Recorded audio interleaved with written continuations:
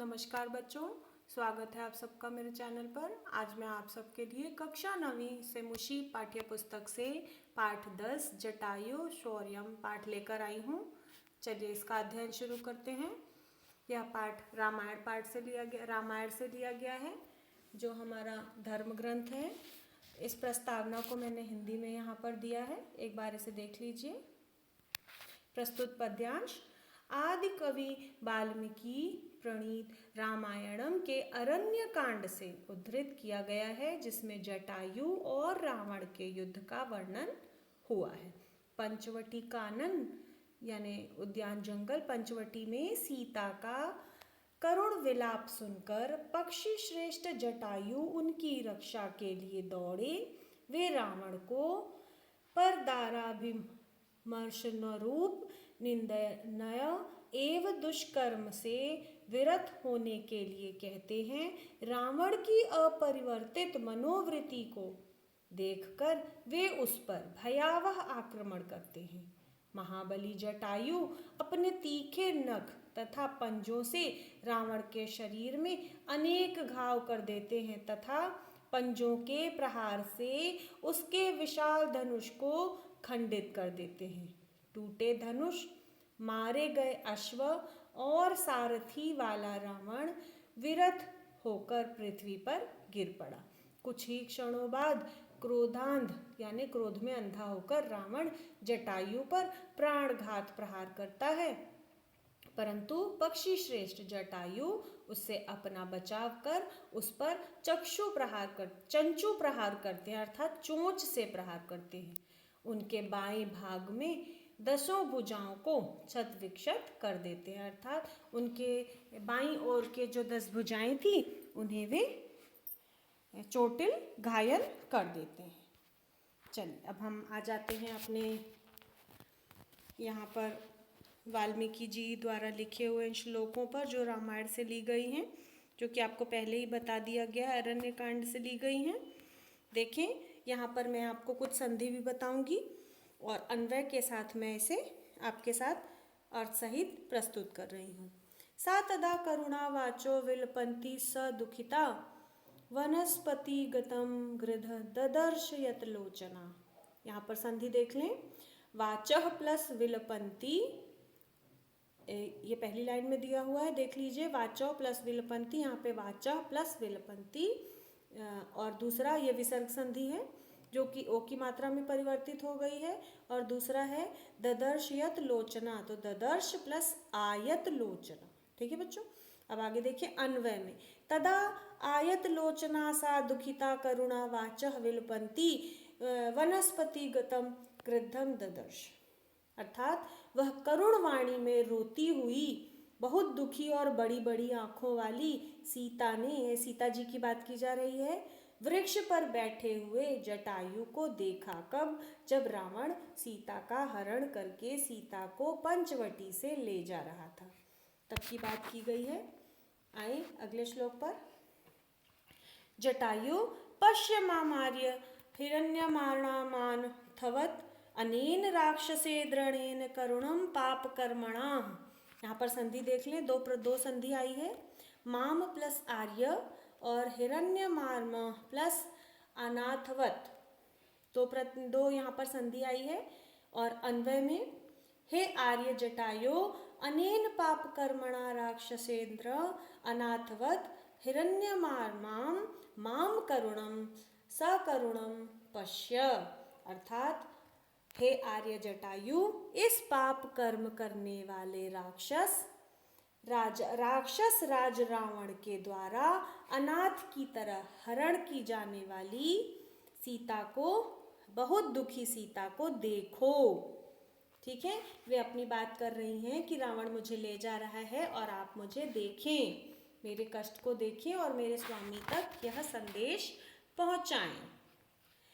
तम शब्द सुस्त जटायु रथ सुश्रुवे निरीक्ष रावणम क्षिप्रे वैदेही च ददर्श स। संधि देख लें, शब्दम प्लस अवसुप्त प्लस तु, यह एक है, और दूसरा है जटायु प्लस अथ। अन्वय है, यथ अवसुप्तः जटायु तु तं शब्दं शुश्रुवे सः क्षिप्रं रावणं निरीक्षय वैदेही च दर्दश। अर्थात इसके बाद सोए हुए जटायु ने उस शब्द को सुना तथा रावण को देखकर उन्होंने शीघ्र ही वैदेही, कौन, जानकी, सीता जी की बात की जा रही है, सीता जी को भी देख लिया कि अच्छा जो इस तरह से विलाप रही हैं वह सीता जी हैं। ठीक है, अब आगे आ जाएं। तत्पर्वत श्रृंगम श्रृंगाभस्ति शरणतुंडः खगोत्तमः वनस्पतिगतः श्रीमान व्याजहार शुभाम गिरम। संधि देख लें। पर्वत श्रृंगामभः प्लस तीक्ष्ण तुंडः और उसके बाद है खगः प्लस उत्तमः, यह एक संधि है, और दूसरी संधि श्रीमान प्लस व्याजहार। ठीक है बच्चों, अन्वय में देखें। ततः पर्वत श्रृंगाभ तीक्ष्ण तुंडः श्रीमान खगोत्तमः वनस्पतिगतः शुभागिरम व्याजहार। अब यहाँ पर आ जाएं अर्थ में। उसके बाद पर्वत शिखर की तरफ शोभा वाले यानी सजे हुए बहुत सुंदर तीखे चोंच वाले, यहाँ पर जो है गरुड़ जी की तारीफ में यह शब्द कहे जा रहे हैं, वृक्ष पर स्थित शोभायुक्त पक्षियों में उत्तम जटायु ने सुंदर वाणी में कहा। अब वाणी में उन्होंने क्या कहा यह हम अगले श्लोक में देखते हैं।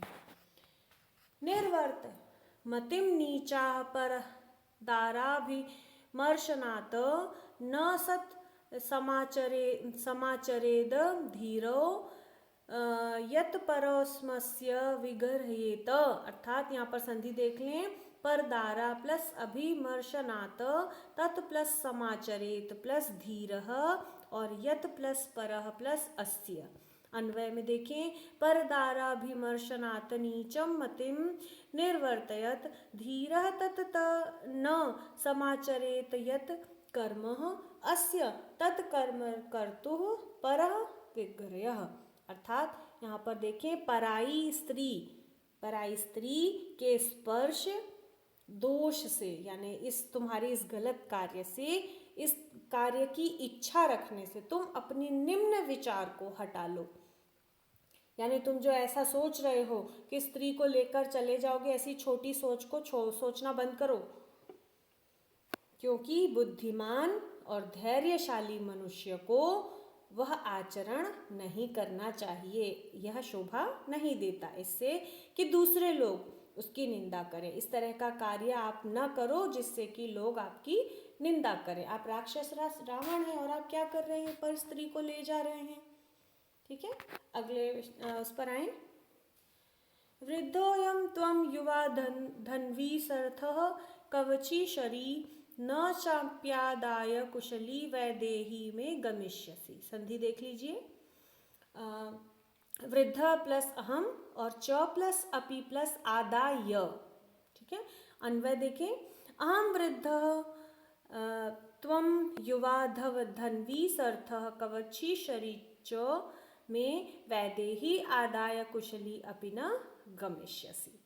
मैं तो बूढ़ा हूँ परंतु तुम युवक हो, जवान हो, धनुर्धारी हो, रथ से युक्त हो, अर्थात तुम्हारे पास रथ भी है, कवच भी है, कवचधारी भी हो और बाण भी धारण किए हुए हो, तो भी मेरे रहते सीता को लेकर तुम नहीं जा सकते। भले ही तुम इतने सारी चीज़ों से लदे हुए हो, तुम्हारे पास सब कुछ है, तुम बहुत शूरवीर हो, लेकिन फिर भी मेरे रहते तुम सीता को नहीं ले जा सकते।